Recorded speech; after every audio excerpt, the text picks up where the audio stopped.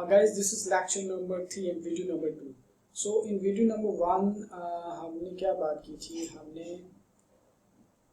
Main characteristics देखी थी, role of president देखा था और फेडरल सिस्टम देखा था, बाइकैमरल लेजिस्लेचर के बारे में पढ़ा था, फंडामेंटल राइट्स देखे थे।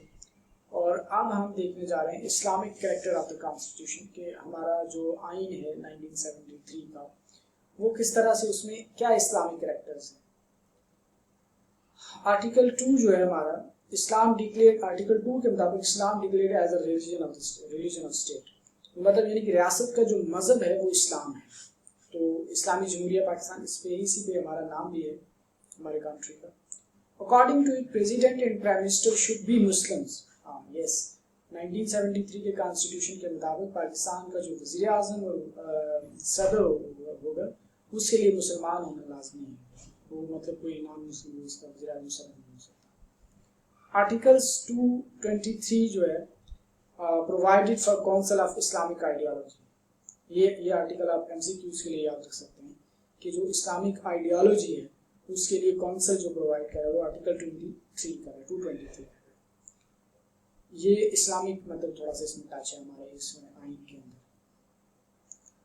Safe guard for provincial interest, अब प्रोविंशियल इंटरेस्ट के लिए क्या इसमें सेफ गार्ड है, क्या उनकी हिफाजत में क्या तरीका, कौन कौन सी ऐसी बॉडीज, गवर्निंग बॉडीज बनाई गई हैं जिनसे जो स्टेट के जैसे प्रोविंसेस हैं उनकी क्या कहते हैं उनके इंटरेस्ट को इंश्योर किया गया। तो उसमें हम डिफरेंट देखेंगे और डिफरेंट गवर्निंग बॉडीज देखेंगे, एग्जीक्यूटिव बॉडीज देखेंगे जो पावर एक्सरसाइज करती हैं और जो प्रोविंसेस की हद तक प्रोविंसेस को मतलब इंटरनल ऑटोनॉमी को देती हैं। CCI the council of common interest, इसके बारे में डिटेल से पढ़ेंगे। NEC the national economic council, इसके बारे में पढ़ेंगे। NFC the national finance commission, ये अक्सर इनके नाम आप न्यूज़ में सुनते रहते होंगे लेकिन आपको इनकी डिटेल में भी ना बताऊं, तो आज इंशाल्लाह आज के इस लेक्चर में हम ये चीज़ें कवर करेंगे। 18th amendment has enlarged and strengthened these constitutional bodies। अब जो 18th amendment के बाद ये जो constitutional bodies हैं इनको मज़ीद strong कर दिया गया है। वो अब मैं आगे भी बताऊंगा आपको कि पहले हमारे जहाँ जो प्रोविंसेस ऑटोनॉमी इतनी नहीं थी, अब ज़्यादा प्रोविंशियल ऑटोनॉमी है। अब बहुत सारे सब्जेक्ट्स जो 19th amendment के बाद वो प्रोविंसेस को दे दिए हैं। इसमें हम देखते हैं कि ये तो हमने सेफ गार्ड ऑफ के 1973 के आइन में क्या कैसी चीज़ें जो प्रोविंसेस को जो है ना उनके जो राइट्स हैं उनके इंटरेस्ट को सेफ गार्ड करती हैं, ये नंबर 6 पॉइंट आपका हमने डिस्कस किया है। नंबर 7 हमारे 1973 के कॉन्स्टिट्यूशन के अंदर सोशलिस्ट फैक्टर क्या है, सोशलिस्ट टच क्या दिया हुआ है। आर्टिकल 3 है जो हमारे कॉन्स्टिट्यूशन का, promise to create a policy that took from each according to his ability and give to each according to his ability. मतलब ये जो आपको पता है ना सोशलिज्म का ये फिनोमेना है, या सोशलिज्म का कह लें कि उनका कस्टम है या उनकी रूल्स है, या जो भी आप समझें कि सोशलिज्म में किसी भी आदमी को उसकी हैसियत के मुताबिक उससे काम करवाया जाता है और उसकी हैसियत के मुताबिक ही उसको खर्च करने के लिए दिया जाता है। तो इसी तरह ये हमारे आइन के अंदर भी इसका थोड़ा टच दिया हुआ। आर्टिकल 3 जो है ना वो promise to create a policy that took from each according to his ability and give to each according to his ability. Article 38 जो हमारे कॉन्स्टिट्यूशन का है, provided the concentration of the means of production and distribution in fewer hands, ये करता है कि मतलब fewer hands के स्टेट को थोड़ा सा यहाँ पे स्ट्रॉन्ग कर रहा है, एग्जीक्यूटिव्स को स्ट्रॉन्ग कर रहा है। Articles 253 authorised parliament to designate business and industries that might be placed in the public sector. Yes, कि जो उनको मतलब उन पब्लिक सेक्टर में लेकिन उनकी जो डेजिग्नेट कर उनकी जो डेजिग्नेशन है वो उसकी अथॉरिटी पार्लियामेंट के पास है।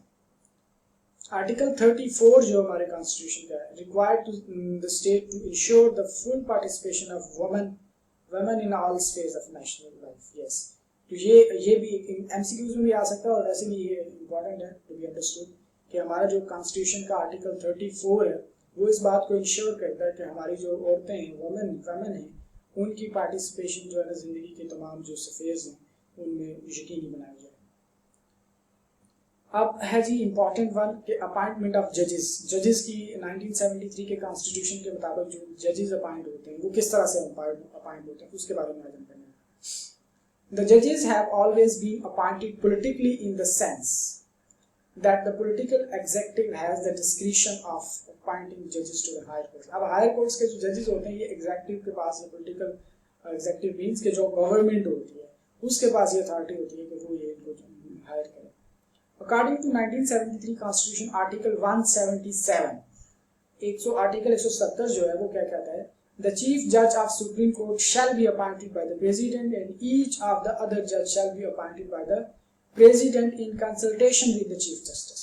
ये एज इट इज लाइन यहाँ पर लिखती है मैंने, तो कि जो हमारा जो चीफ होगा, जो हमारा जज होगा सुप्रीम कोर्ट का, वो अपॉइंट करेगा प्रेसिडेंट, और जो मजीद जो बाकी जो जजेस होंगे, सीनियर जजेस होंगे, वो प्रेसिडेंट कंसल्ट करेगा चीफ जस्टिस के साथ, और देन बाकी जजेस को अपॉइंट किया जाएगा। आर्टिकल 177 ये एमसीक्यूज के लिए याद रखिएगा।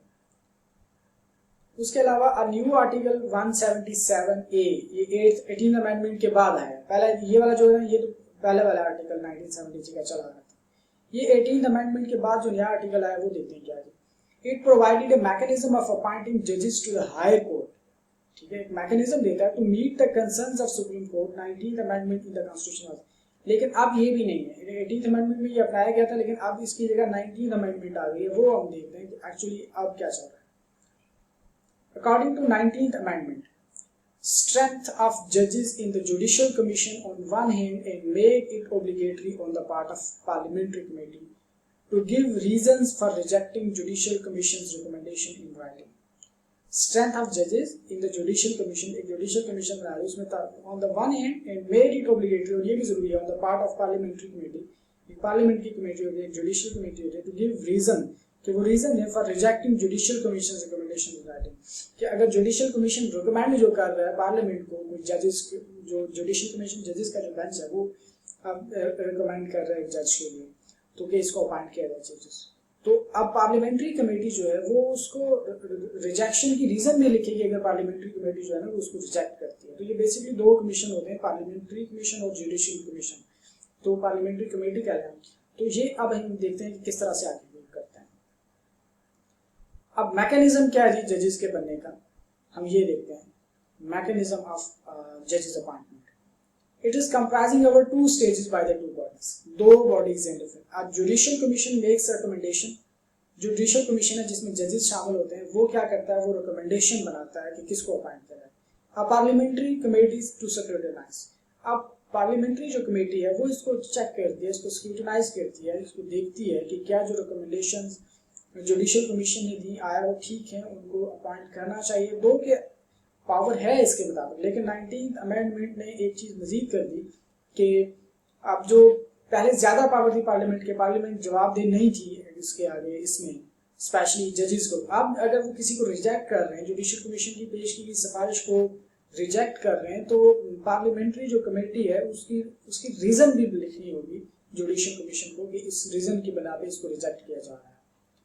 After scrutinize, the names are either sent to President through PM or returned to Judicial Commission with reason for rejection. अब आपको मेरे ख्याल बात समझ में आ गई होगी कि मैकेनिज्म के लिए हमारे पास कॉन्स्टिट्यूशन के अंदर दो बॉडीज हैं, जुडिशियल कमीशन और पार्लियामेंट्री कमेटी। जुडिशियल कमीशन जो है ना वो सिफारिशात पेश करता है चीफ जस्टिस के लिए, जज बनाने के लिए, किसको, पार्लियामेंट्री कमेटी को। पार्लियामेंट्री कमेटी उसको स्क्रूटिनाइज करती है, उसको देखती है, उसको ऑब्जर्व करती है, अगर वो सूटेबल है तो ठीक है, उसको आगे फॉरवर्ड कर देते हैं through prime minister to president. अगर वो नहीं है तो वो फिर रिजेक्ट कर देते हैं, और रिजेक्शन की सूरत में उन्हें रिजेक्शन की रीजन भी वापस जुडिशियल कमीशन को लिखनी होती है कि रीजन किस रीजन की बेस पे जो है ना इसको रिजेक्ट किया जा रहा है इस proposal.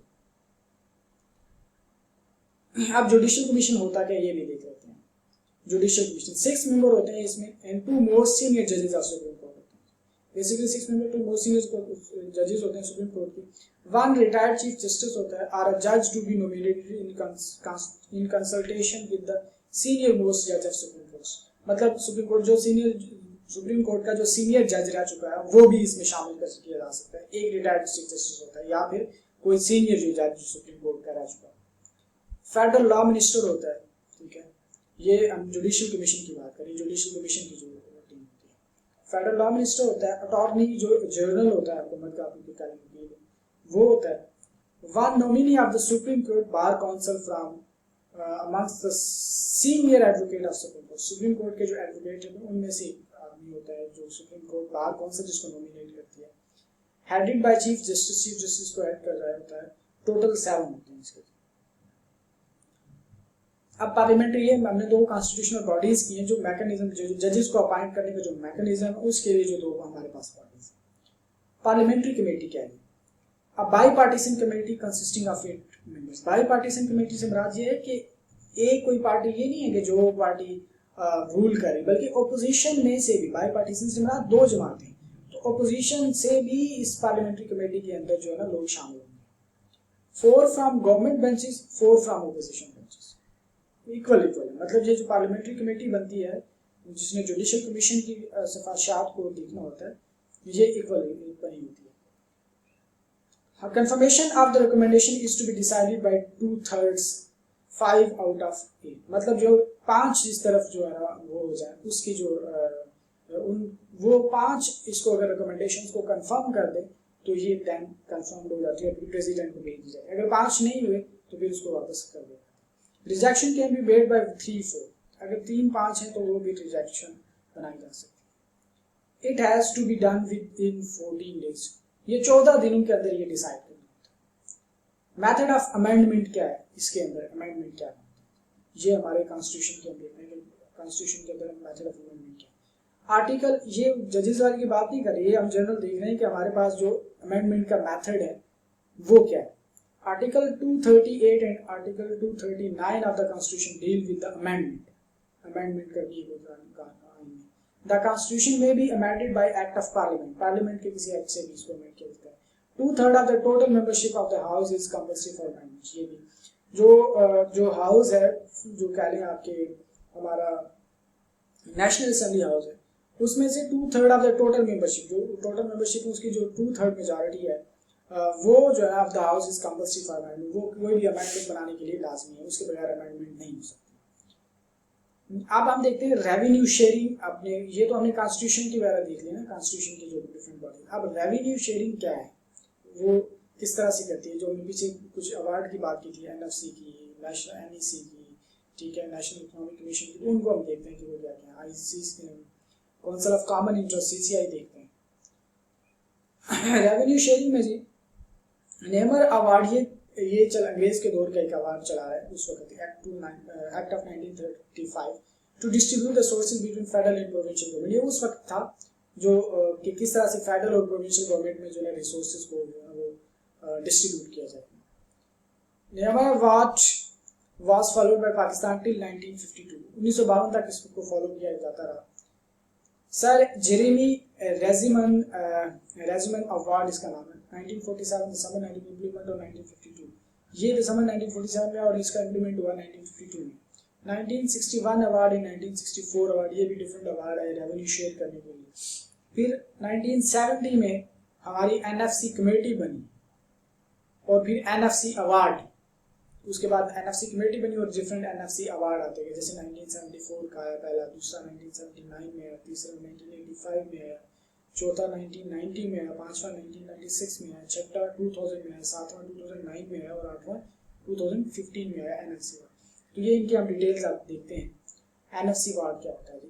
NFC award distribution based on size of the population before the 7th NFC award. हाँ जी, पहले अब पॉपुलेशन के साइज पे जो है ना उसको देखा जा रहा है कि पॉपुलेशन जितनी है उसके हिसाब से रेवेन्यू को डिस्ट्रीब्यूट किया जाएगा। पहले एरिया वाइज था, और इसी यही वजह भी एक थी, मशरकी पाकिस्तान जो हमसे टूट गया, बांग्लादेश बना, उसकी एक वजह उस वक्त ये भी थी कि ये हमारी जो रिसोर्सेज की डिवीजन थी वो एरिया वाइज थी, वो पॉपुलेशन वाइज नहीं थी। और एरिया वाइज जो है वेस्ट पाकिस्तान बड़ा था और ईस्ट पाकिस्तान जो है वो छोटा था, तो वो पॉपुलेशन वाइज ज़्यादा था, तो इस वजह को उनके साथ इनजस्टिस हुआ उस वक्त। अच्छा, अब हम देख रहे हैं 7th मेड मल्टीपल फैक्टर्स वर कंसीडर्ड एक्सेप्ट पॉपुलेशन। पॉपुलेशन ये तो आप खैर पढ़ लेंगे। पॉपुलेशन 82% है, पॉवर्टी एंड बैकवर्डनेस 10.3% है, रेवेन्यू कलेक्शन जनरेशन 5% है, इनवर्स पॉपुलेशन डेंसिटी 2.7% है। Provinces got the following shares. आप प्रोविंसेस के शेयर्स देख लें, ये इंपॉर्टेंट है अंडरस्टैंड करने के लिए। पंजाब का जी 51% है, सिंध का है 24%, 24.55% है, एनएफडब्ल्यू यानी कि केपीके का है 14.62% है और बलूचिस्तान का 9.9% है। तो ये तो प्रोविंसेस की डिवीजन है कि इनमें किस तरह से डिवीजन। अब लेक्चर नंबर 2 में वीडियो नंबर 3 में हम आगे मजीद जो है वो देखते हैं सीसीआई क्या है।